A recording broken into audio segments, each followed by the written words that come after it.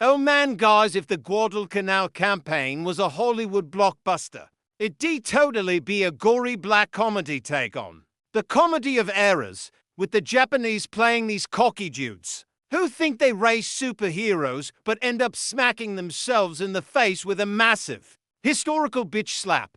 Folks say it's like a mirror shining a light on the stupidity and hubris of the Japanese Empire, while for the Americans, it's the epic comeback story of World War II. If Japan had won, the war might have dragged on forever, and we'd still be duking it out with samurai swords instead of scrolling TikTok. But no, this ain't a video game. It's a brutal fight for survival in the Pacific, where Japan's dreams of world domination got flattened like a sandwich under a tank tread. Let's rewind to 1942, not 1932. Folks, back then everyone was still reeling from the Great Depression, not sweating over some remote island. The Pacific War was heating up like a frying pan on high. The Japanese had just gotten their asses handed to them by the Americans at Midway. That naval battle where Japan lost their aircraft carriers like dropping your wallet at the mall. But oh no, the Japanese Navy was still loaded, and decided to pivot south to snag Guadalcanal, this tiny speck of an island just 2,000 square miles, to turn it into an air base. Solid plan, right?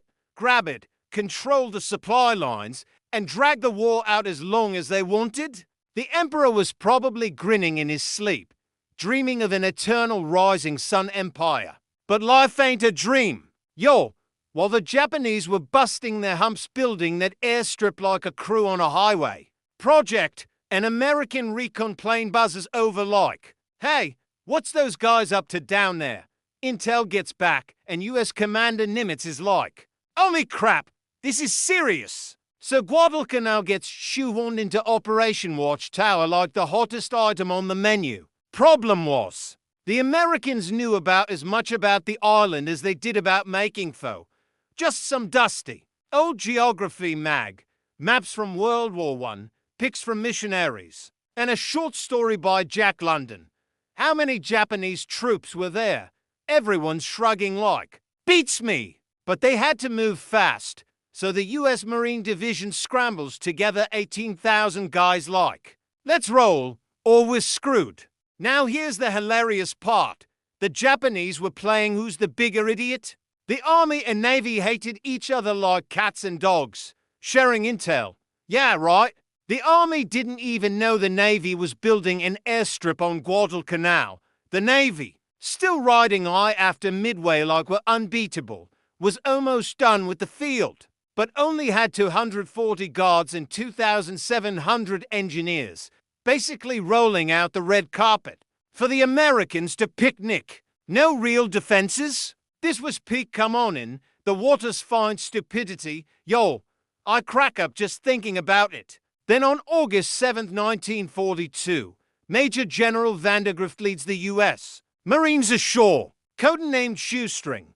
Sounds like they tied it together with whatever was lying around. This was America's first island landing in WWII, so they were fumbling like a nervous bride on her wedding day. They hit the beach, 18,000 Marines look around, dead quiet. No Japanese planes, no warships, even the birds dipped out. They're thinking, this has got to be a trap, Sun Tzu style, lure us in deep and ambush. Turns out, Japan only had like 300 guys guarding the airstrip.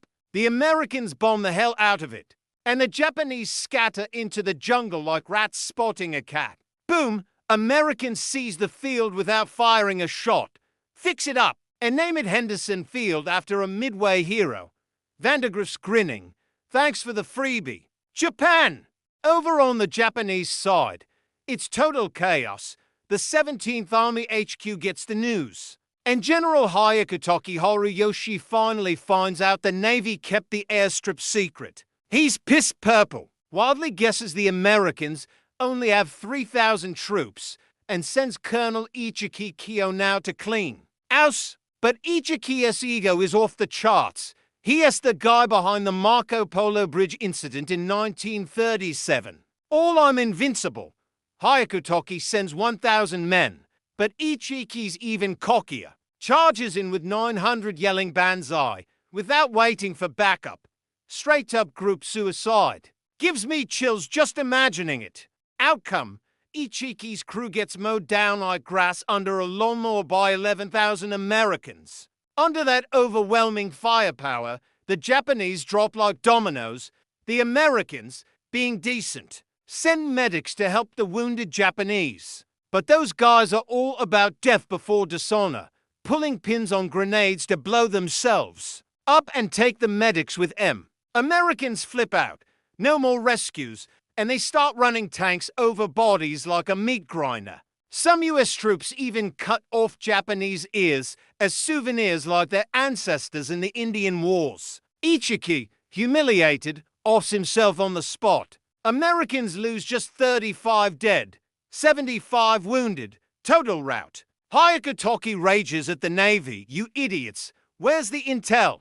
You sold us out? Japanese infighting at its comedic best. By September 1942, Tokyo HQ bumps Guadalcanal to top priority. Hyakutake personally leads 17,000 troops, 100 guns, and 5 tanks to save face. But the Americans are up to 23,000 under US firepower. The Japanese are like fish in a barrel. Americans lose 80, Japanese 3,000. Then sea battles, 10 Japanese transports sink. 10,000 troops and supplies become shark food. Starving, the Japanese troops eat every critter on the island. Then eye each other like you look tasty. Some go nuts and start cannibalism, even killing buddies for chow. Hyakutake bans it. Only eat Americans or I'll shoot you. On top of that, monsoons, malaria, dysentery everywhere. If hunger didn't kill them, disease did. Camps like mobile graveyards. The Americans, living large, holding Henderson Field, owning the skies, turning Japanese into sitting ducks.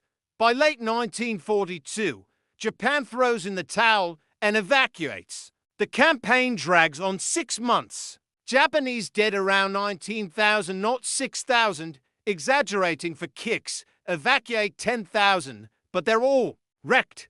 One regiment vanishes like magic. Hyakutake sees Guadalcanal helpless hand, Naval tanks. And in 1947, he offs himself from depression. Tiny Guadalcanal becomes the turning point. Japan weakens, America counterattacks. Looking back, if Japan had held it, maybe Hiroshima and Nagasaki weren't enough. Tokyo gets a third bomb? Anyway, stay tuned for next time. Japanese troops use 3 dogs to beat 30,000 allies. Spinning in circles like a circus act. History's straight up bonkers.